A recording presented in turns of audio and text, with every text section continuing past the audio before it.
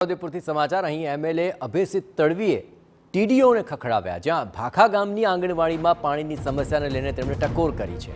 Null સે જલ યોજના હોવા છતાં લોકો શુદ્ધ પાણીથી હજુએ વંચિત હતા। ગ્રામજનોએ રજૂઆત કરી તો અભયસિંહે ફોન પર ટીડીઓને ટકોર કરી।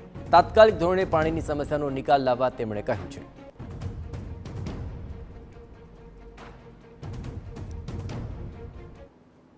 જેને બનાવ્યું હોય તેની પર પોલીસ કેસ કરો। પૈસા કેટલા લીધા આ વિષય તમારી જવાબદારીમાં આવે। હા, જોવડાયેલો આજે અને આ ચાલે ભાઈ, ગમે તેના વખતમાં બન્યું હોય પણ સુવિધા અધૂરી છે। હા, જોઈ લો।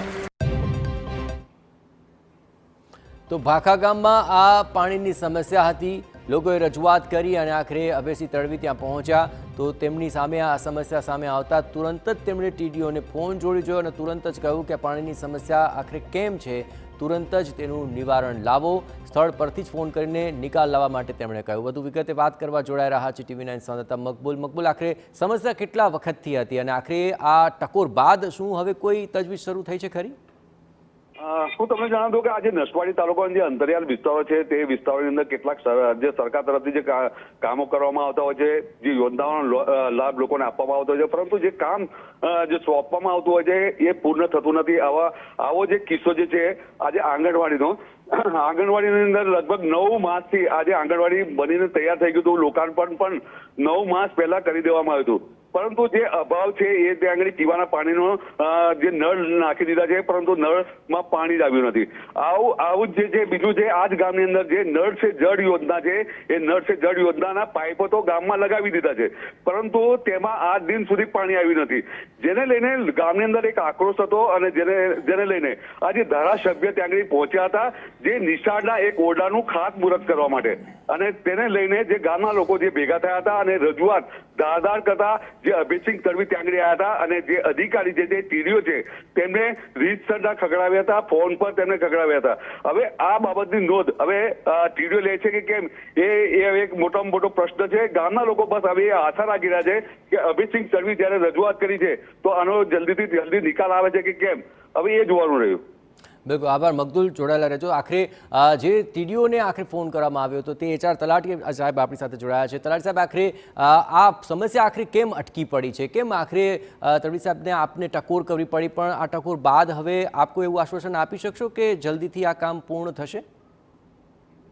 આવતીકાલે જ્યારે સાહેબનો ફોન આવ્યો એ જ ઘડી મેં બપોર પછી જાતે ત્યાં આંગણવાડીને પંચાયતઘર જે હતું ત્યાં આગળ રૂબરૂ મેં મુલાકાત લીધેલી છે, અને ત્યાં આગળ જે અંદરના આંગણવાડીના બારી દરવાજાનું નાનું અમથું જે થોડું ઘણું કામ બાકી હતું એ તાત્કાલિક સરપંચશ્રીને એમને પૂરું કરવા સૂચના આપીને આ વીકમાં પૂરું કરી દેવાના છે। અચ્છા, કામ કેમ અટકી પડ્યું હતું પણ અત્યાર સુધી? હા, કામ એમાં દરવાજાનું નાનું જે ગ્રીલ ને એવું નાખવાનું હતું એ ગ્રામ પંચાયતમાં એમાં નાખવાનું બાકી હતું, એવું છે। અચ્છા, પણ હવે ટકોર બાદ કામ અઠવાડિયામાં પૂરું થઈ જશે, બાંહેધરી લઈ રહ્યા છો, આપી રહ્યા છો? હા, થઈ જશે અને મેં જાતે જઈને આવ્યો છું ને નેક્સ્ટ પાછું મારી વિઝિટ લેવાની જ છે ત્યાં।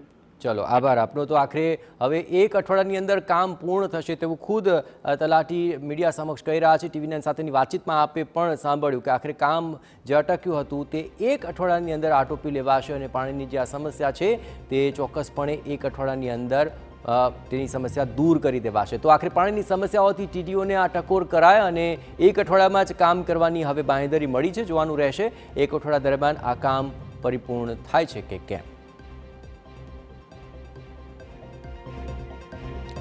તો આખરે અભયસિંહ જ્યારે અહીં પહોંચ્યા અને લોકોએ રજૂઆત કરી તો તુરંત જ તેમણે ફોન ટીડીઓને જોડી દીધો અને આખરે સ્પષ્ટપણે કહી દીધું કે આખરે આ કામ કેમ અટકી પડ્યું છે, આ તમારી જવાબદારીમાં આવે છે, કામ તુરંત જ પૂર્ણ કરો, તમે તમારી રીતે જોઈ લો અને આ કામ પૂર્ણ થવું જ જોઈએ।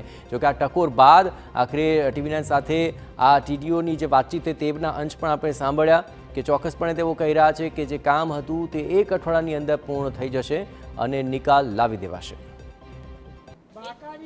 જે કામ પાણીનું બાકી છે કોનું છે જોઈ લો, તમે પેમેન્ટ કર્યું છે, ના કર્યું હોય તો બધું ઇન્કવાયરી કરો।